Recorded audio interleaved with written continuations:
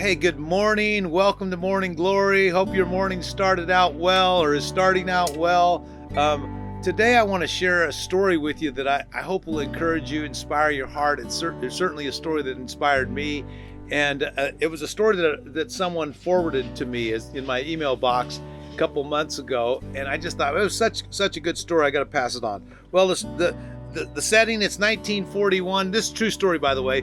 1941, young couple goes into the Sierra Mountain Range at June Lake, California, to celebrate their honeymoon together, right? And they rent this charming little cabin. And first night in their cabin, they go to bed. They're excited about this wonderful new life they're going to start together. And lo and behold, there's a woodpecker on their roof, right? And he is pecking away at the roof. Of course, if you've ever experienced that, you know that woodpeckers make loud noises.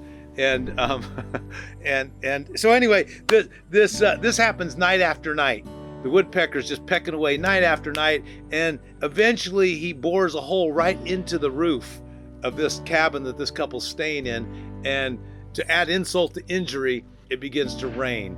And the groom decides he is just had enough of this woodpecker. He says, I have got to shoot this silly bird.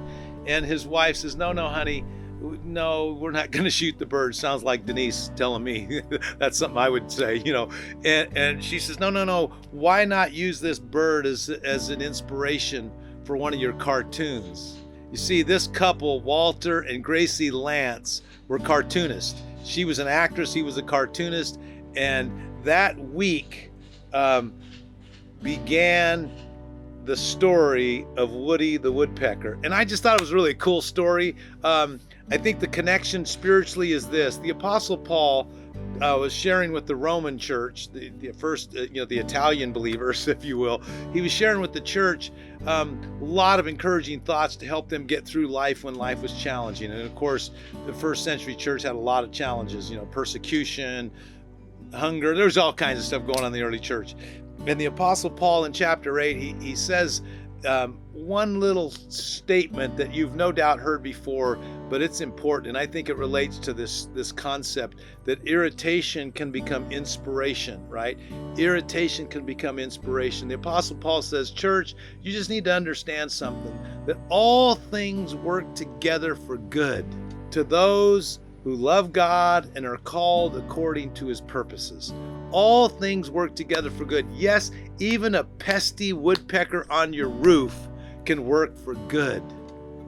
There are a lot of things in life that irritate us, right? There's a lot of challenges we have. And at the moment that we're going through a challenge, a trial, a woodpecker's on our roof, so to speak, we really can get irritated. But I think the proper perspective is just to go, you know what? God's up to something. No matter what's going on in our lives, perhaps there's a lesson that's going to turn into a legacy for you and me, right? And so let's not let irritation cause us to want to shoot the woodpecker, so to speak.Maybe we need to take the advice of Gracie Lance and look for some inspiration in the middle of our irritable moments in life. And so, spiritual principle, just remember, trust God. Regardless of what's going on in your life, for God is working out his plans, and his plans are ultimately for a better future for you and for me. Whether it's long-term future or short-term future, God has a plan that he's working, and we must not let those things that peck away at our peace rob us, right?